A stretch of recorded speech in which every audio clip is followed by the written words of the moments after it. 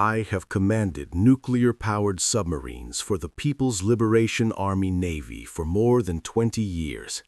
I graduated at the top of my class from the Submarine Academy in Qingdao, endured endless drills in the Yellow Sea, and earned early command because I never doubted the doctrine. We were taught that the ocean reveals everything to those who listen carefully enough. With our sonar, our discipline, and our will, no intruder could hide forever. I believed that completely. For 2 decades, I lived inside steel hulls, breathing scrubbed air, making life or death calls in near total silence. My crew, over 100 men, depended on my judgment. I chased contacts, outmaneuvered opponents in exercises, and always returned quieter than I left. American submarines were respected, even feared, but they were still machines built by men. Machines leave traces. We knew how to find them. Then came one patrol that changed everything. It began like any other, routine, high intensity, no red alerts. We slipped beneath the waves, confident in our mission and our tools. But soon the ocean grew unnaturally quiet. Not the peaceful quiet of empty water. This was a void. No background noise, no distant mechanical whispers, no biological chatter. Our sonar screens stayed blank in a way they never had before. At first, my sonar officers thought the equipment had failed. I ordered full diagnostics, depth changes, course alterations, standard checks. Everything tested normal, yet the silence persisted. Then came the faintest anomaly, a fleeting shadow on the display, too vague to classify, gone before we could lock on. It wasn't random noise, it was something deliberate, something that didn't behave like anything in our libraries. That was the moment I understood. We weren't alone. An American submarine was out there, close enough to watch us, perhaps close enough to destroy us, and we couldn't see it. Not a trace, not a signature, nothing to track or counter. Their stealth reached a level our doctrine never prepared us for. I've faced storms, equipment failures, and high-stakes drills, but nothing compared to that helplessness. The greatest fear for a submarine captain isn't being attacked, it's realizing you may already be targeted and have no idea. We continued the patrol. I kept my voice steady, issued calm orders, and never let the crew see my doubt. Officially, the mission ended without incident. The report was clean, no confirmed contacts. But inside, something broke. Not pride in my country or my service, pride in our ability to see what moved beneath the waves. That day, the ocean taught me a harsh truth. Technology can advance so far that it doesn't just give one side an edge, it removes the game board entirely. This is not propaganda. I'm not claiming our boats or crews are inferior. I'm admitting what every honest submariner eventually faces. There comes a point where human skill and determination hit a wall built by someone else's engineering.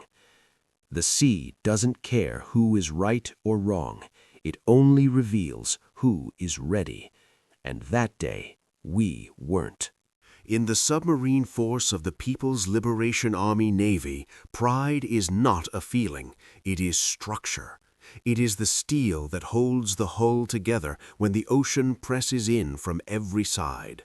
We do not speak of it openly, we live it. From the moment a young officer steps aboard his first boat, he learns that silence is power, discipline is survival, and the captain is the living extension of the ship itself. Life on board is a ritual of absolute control. Voices are kept low, movements deliberate. A dropped wrench can echo for minutes through the compartments. A careless word can spread doubt faster than any leak. We train for months in port just to earn the right to submerge. Every man knows his station, every station has a backup, and every backup has been drilled until muscle memory replaces thought. There is no room for hesitation. The captain cannot afford to be wrong, and he cannot afford to appear uncertain. Doubt is a contagion we cannot allow. For years that system served us well. Our sonar suites, both active and passive, were among the best in the world. We could sit motionless at depth, listening passively for the faintest disturbance, or pulse the water with low-frequency bursts when we needed to reach out hundreds of kilometers. Our analysts were masters at separating man-made noise from the endless chatter of the sea. Shrimp snaps, whale songs, thermal layers shifting, distant shipping. We built libraries of acoustic signatures, American, Russian, Japanese, even our own older classes, so that when something foreign entered our waters, we knew it almost from the moment it crossed the thermocline. And we had successes, many of them. In exercises, we repeatedly detected foreign submarines long before they knew we were there. We shadowed them for days, collecting data, proving to ourselves and to command that our waters were protected. I remember one patrol in particular, a Los Angeles-class boat, operating far closer to our coast than it should have been. My sonar team picked it up at extreme range, barely a whisper against the noise floor. We tracked it for 72 hours, maneuvering silently, staying in its baffles, gathering every scrap of intelligence we could. When it finally turned for home, we let it go without ever revealing ourselves. That night in the wardroom, over weak tea and quiet smiles, we allowed ourselves a rare moment of satisfaction. The ocean was vast, but we had made it ours. We studied the Americans closely. We knew their Seawolf and Virginia classes were quieter than anything that came before them, but quiet was not invisible. Every propeller has cavitation at high speed. Every pump leaves a tonal line. Every hull flexes under pressure and sings its own faint song. We trained to hear those songs. We trained to exploit them. Our doctrine was built on the certainty that no submarine could operate indefinitely without giving itself away. That certainty was our strength. It let us patrol with confidence, knowing that if something was out there, we would find it. It let me sleep, however briefly, in my narrow bunk, trusting the watch team to wake me only if they had something real. It let young officers grow into their roles, believing they were part of something unbeatable. We were hunters. The Americans, for all their technology, were still prey if they entered our domain. That was the story we told ourselves. That was the pride we carried into the depths. But pride, like sonar, depends on echoes returning. And one day, in the middle of a routine patrol, the echoes simply stopped coming. The patrols started like so many before it, routine on paper, demanding in reality. We were conducting extended surveillance and high-intensity training in a broad operating area, far enough from home waters to test endurance, close enough to matter strategically. No war alerts, no unusual intelligence briefs, just another long dive. Maintain stealth, monitor shipping lanes, run silent drills, collect acoustic data. Standard orders. I briefed the crew the night before submerging. Stay sharp, stay quiet, execute flawlessly. They nodded. They always did. We slipped beneath the surface at dusk, the hull groaning softly as pressure equalized. Periscope depth checks complete, we went deep and settled into patrol speed. The first few days were textbook. Sonar background was normal. Distant merchant traffic on the surface, layers of thermoclines, bending sound just as predicted, the usual biological noise from fish and plankton. My sonar supervisor, a veteran lieutenant with ears I trusted more than most equipment, reported nothing out of the ordinary. We ran passive sweeps, classified a few fishing fleets topside, and continued on. Then, gradually, the ocean changed. It wasn't sudden. That's what made it worse.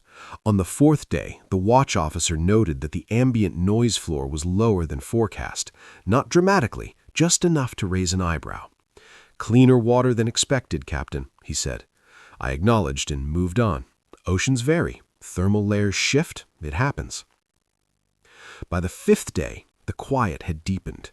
The usual low-frequency rumble from far-off shipping was muted.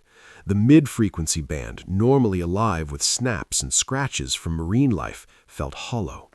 Our passive arrays, which should have been painting a rich tapestry of natural sound, showed long stretches of flat lines. The sonar team ran diagnostics. Arrays normal, processors normal, no faults. They exchanged glances but said nothing. Professionals don't complain about good conditions. I ordered a slow turn to a new heading, thinking we had drifted into a particularly dead zone. We changed depth, crossing thermoclines to sample different layers.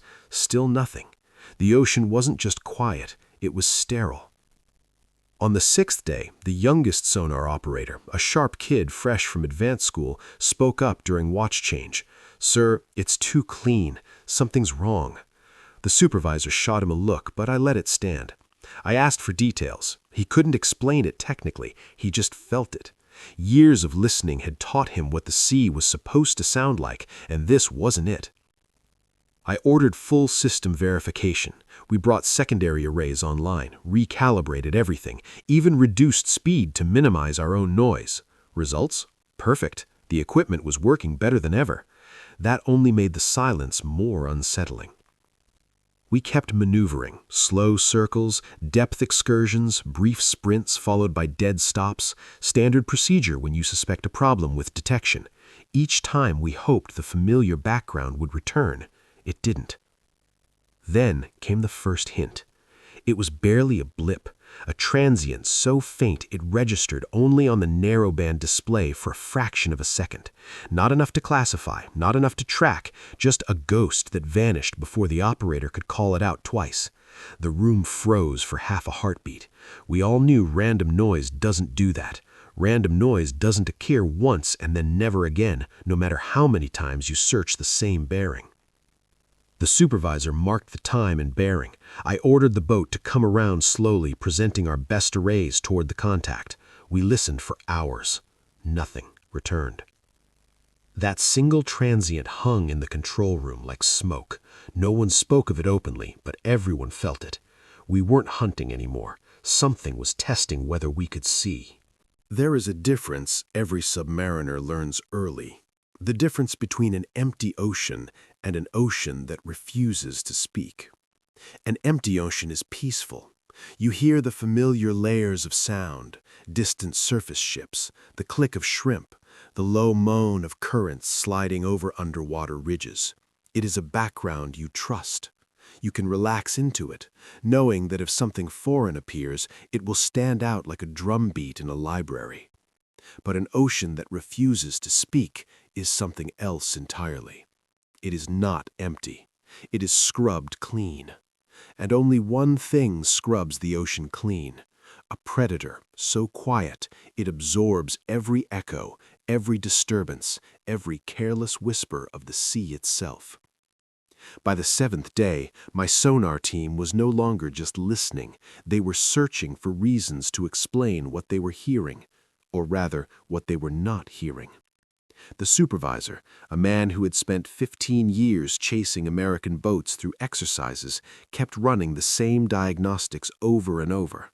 "Equipment is optimal, Captain," he reported each time, his voice flat, professional. But his eyes told a different story. Doubt had begun to creep in. Younger operators were worse. They stared at their screens as if willing contacts to appear.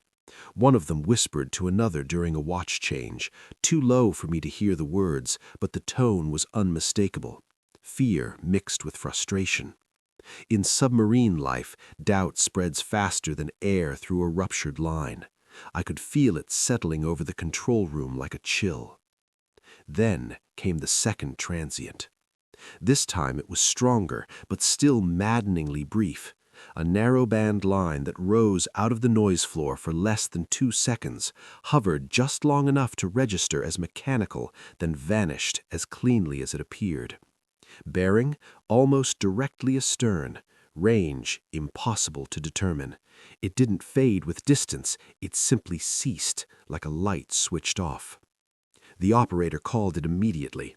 "Captain, possible mechanical transient, bearing 180, very short duration." I was already moving toward the console. The waterfall display showed it clearly, a thin vertical streak that shouldn't have been there. We replayed the recording a dozen times. It wasn't biological, it wasn't a surface ship, it wasn't one of ours, and it didn't repeat.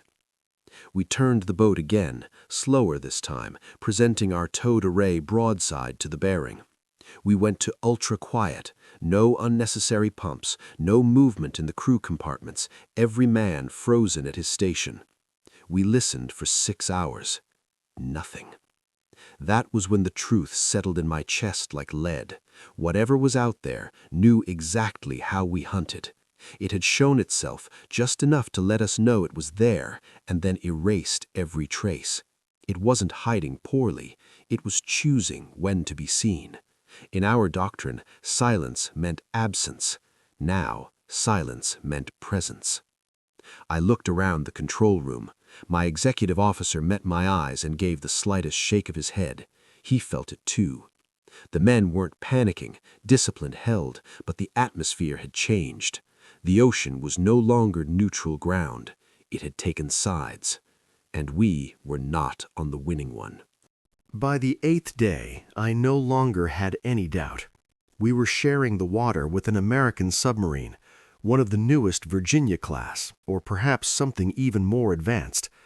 Nothing else could explain the silence, the deliberate transience that appeared and vanished like taunts, the way the ocean itself seemed to protect it. We had studied their design philosophy for years, dissected every scrap of intelligence, every fleeting contact from exercises.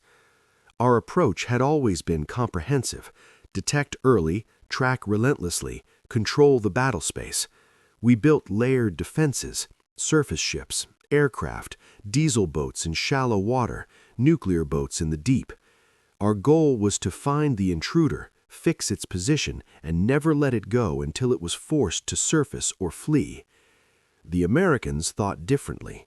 From the beginning, their doctrine placed invisibility above all else, not just quiet, truly undetectable for as long as possible.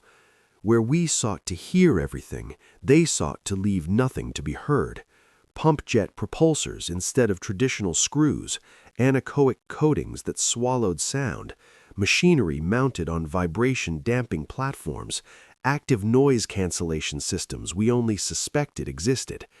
Every new class pushed the boundary further. Seawolf had been a shock when it first appeared. Virginia refined it, and whatever came next, well, we were living it now. I began to feel watched. Every course change I ordered, every depth adjustment, every reduction in speed felt anticipated. When we turned north to search a new sector, another faint transient appeared briefly to our south, as if reminding us that turning away changed nothing. When we slowed to listen, the ocean stayed empty. When we briefly increased speed to clear the area, a new shadow flickered on a different bearing. Never enough to track, never enough to classify with certainty, just enough to let us know the game was being played on their terms. My decisions grew heavier. A submarine captain lives by calculated risk, but now every option carried unseen consequences. If I pushed deeper to hide in a colder lair, had they already predicted it? If I went shallow to use surface noise as cover, were they waiting above the lair?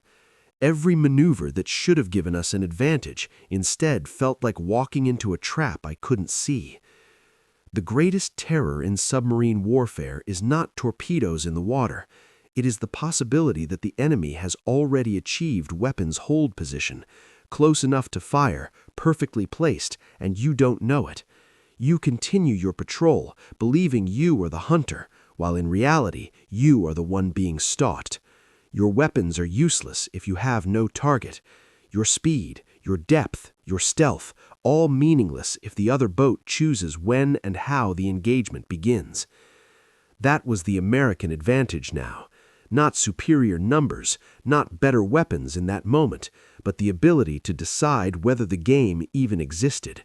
They could shadow us indefinitely, collect every sound we made, map our patrol patterns, and leave whenever they wished, without us ever proving they were there. In the control room, no one spoke of fear. We are trained not to, but I saw it in small things.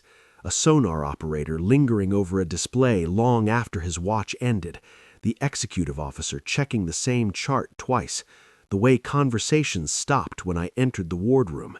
They were waiting for me to find the solution, to restore certainty. I had none to give. For the first time in my career, I felt like prey. Technology does not just defeat weapons, it attacks the mind.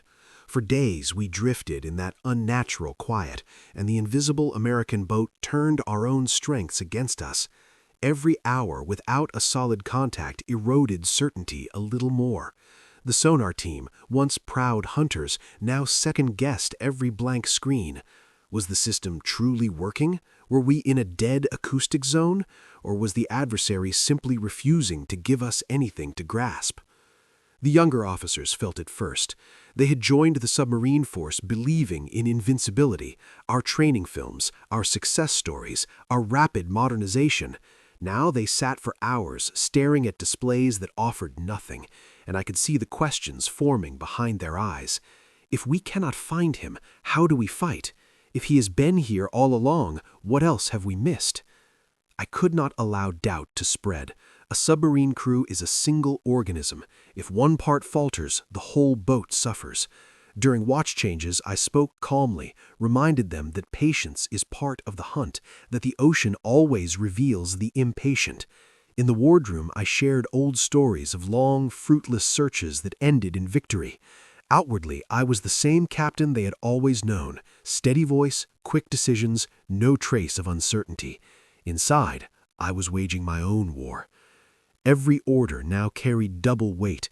Continue the planned patrol route, and we risked giving the American exactly the intelligence he wanted, our patterns, our preferred depths, our reactions to stress. Break off and return early, and I admitted defeat, not just for this mission, but for every assumption we had built our strategy upon. Evade aggressively? That meant noise, movement, the very signatures we accused the enemy of eliminating. Stay still and listen? We had been doing that for days, and the silence only grew heavier. Worst of all was the sensation of being led. A faint transient would appear on one bearing, drawing our attention. We would turn toward it, reorient arrays, commit mental energy, and then nothing. Hours later, another whisper on the opposite side. It was never random. It felt deliberate, like a hand gently guiding us through a maze we could not see. Not forcing us, not cornering us, just keeping us off balance, one small step behind. I began to imagine the American captain in his own control room, watching our every reaction through superior sensors, perhaps even predicting my next order before I gave it. The thought was intolerable. We were not children being toyed with. We were a frontline unit of a great navy. Yet there it was, the creeping realization that mastery of the underwater domain no longer belonged to those who listened best, but to those who could choose not to be heard at all. At night, in the few hours I allowed myself to rest, the questions circled endlessly. How do you command men when the foundation of your authority, the certainty that you can protect them, has been quietly removed? I kept the boat running. I kept the crew focused. I never once raised my voice or showed hesitation in front of them. But in the deepest part of the patrol, in the deepest part of myself, I understood that the real battle was no longer against the American submarine. It was against the knowledge that he might not even consider this a battle at all. The patrol eventually ended.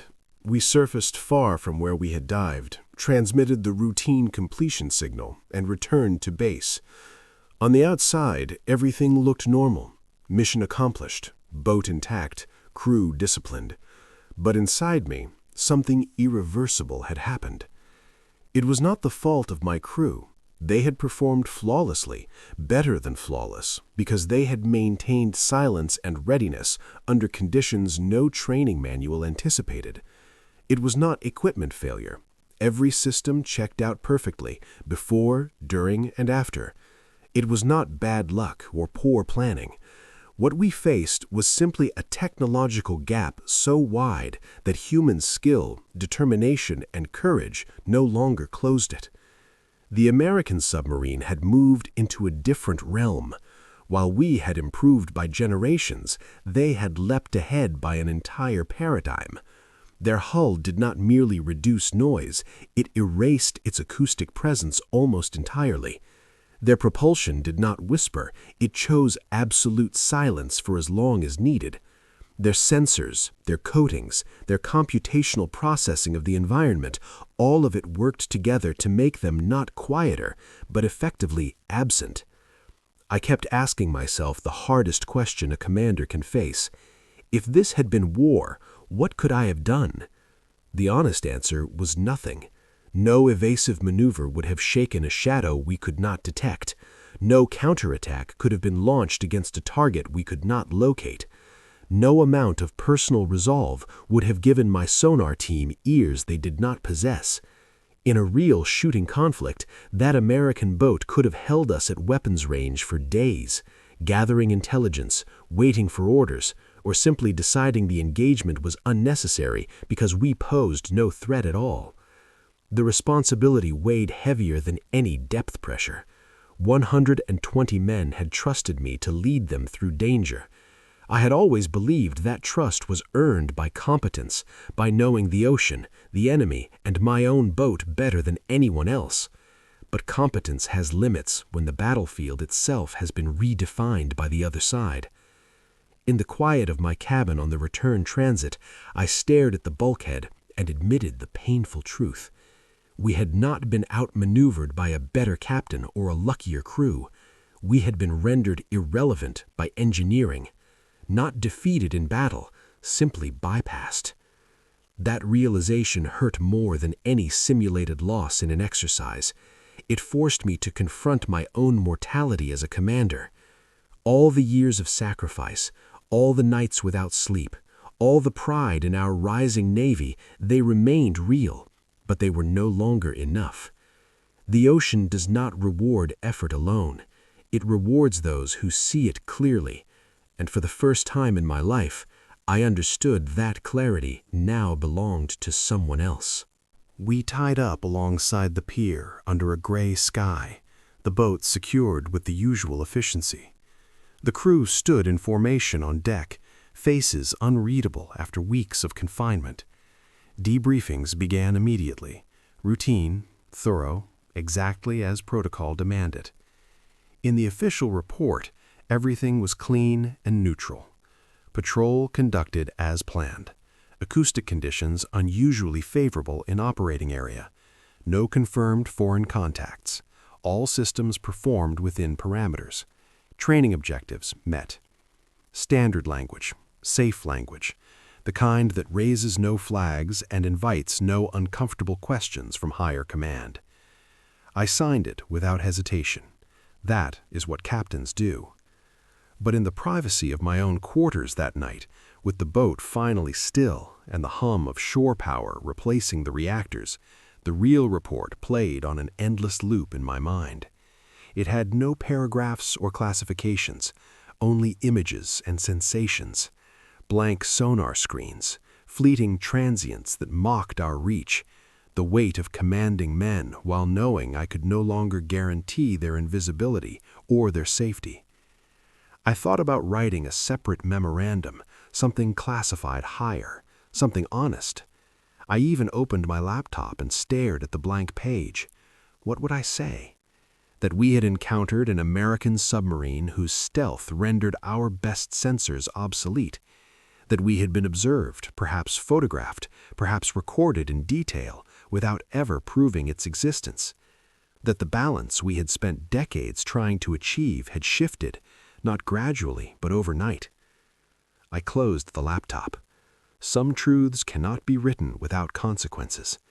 Admitting the gap too openly could trigger panic, misallocation of resources, or worse, political pressure to pretend the gap did not exist. So I kept silent. The report remained sterile. The crew dispersed to their families carrying the same unspoken burden. Life in the fleet continued. Yet the experience followed me. In subsequent patrols with different boats, I found myself listening differently, more cautiously, more humbly. I pushed my sonar teams harder in training, demanded they question every assumption, every clean screen. I studied open-source reports on American advancements more closely, piecing together what little was public. New coatings, new propulsors, new ways of bending sound around a hull until it simply ceased to exist. The obsession stayed with me long after the patrol ended. It became a quiet shadow in every briefing I gave, every decision I made. I had seen the future of undersea warfare, and it did not belong to the side with the most boats or the loudest declarations. It belonged to the side that could choose to disappear completely. And we were no longer that side. What happened to us beneath the waves is not just a military problem. It is a human one. Technology has always changed the rules of war, but this time it changed them in a deeper way. It did not reward the side with more ships, more missiles, or louder claims of strength. It rewarded the side that could simply vanish, quietly, completely, without announcement or drama. Victory no longer required overwhelming force. It required being one full generation ahead, then choosing not to reveal the extent of that lead. In the past, gaps could be closed with effort. Build more boats, train harder, spend more money, copy what works. Determination and national will could narrow almost any divide. But when one side achieves near-perfect invisibility in a domain as vast and unforgiving as the ocean, the old equations break. Numbers become less relevant.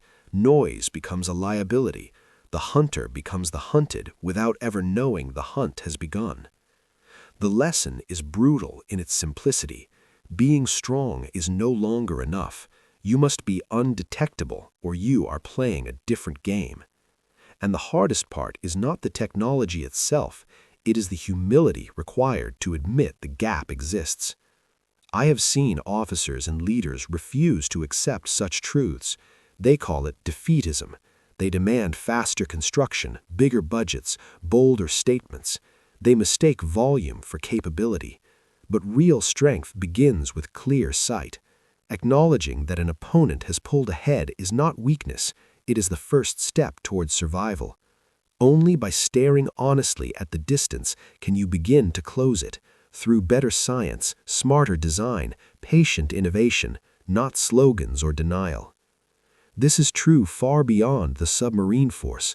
Nations, companies, individuals all face moments when the world shifts beneath them. A new technology emerges, a competitor disappears from view while still dominating the field, and suddenly everything you believed about competition no longer applies. The ones who endure are not always the loudest or the proudest. They are the ones willing to admit, quietly and without fanfare, that the game has changed, and then set to work learning the new rules. I carry that patrol with me as a reminder.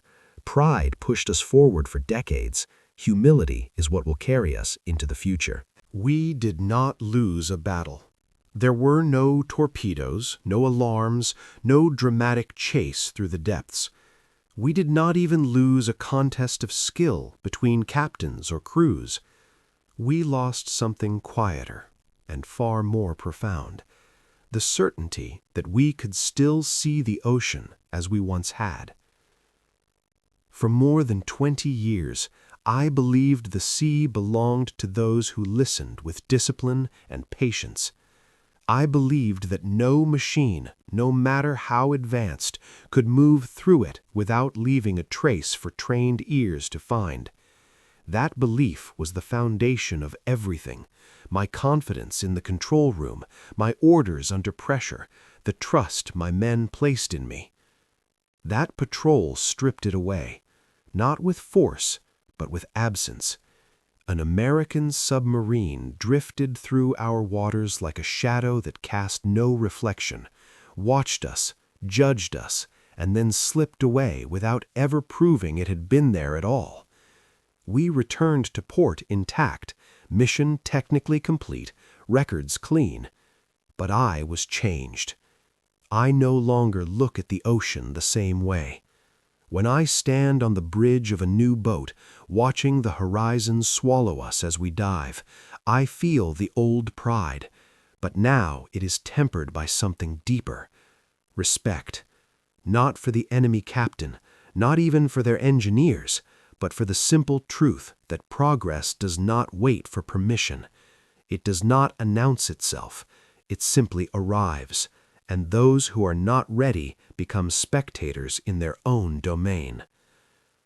This is my confession, not to weaken my service or my country, but to honor what I learned in that long silence.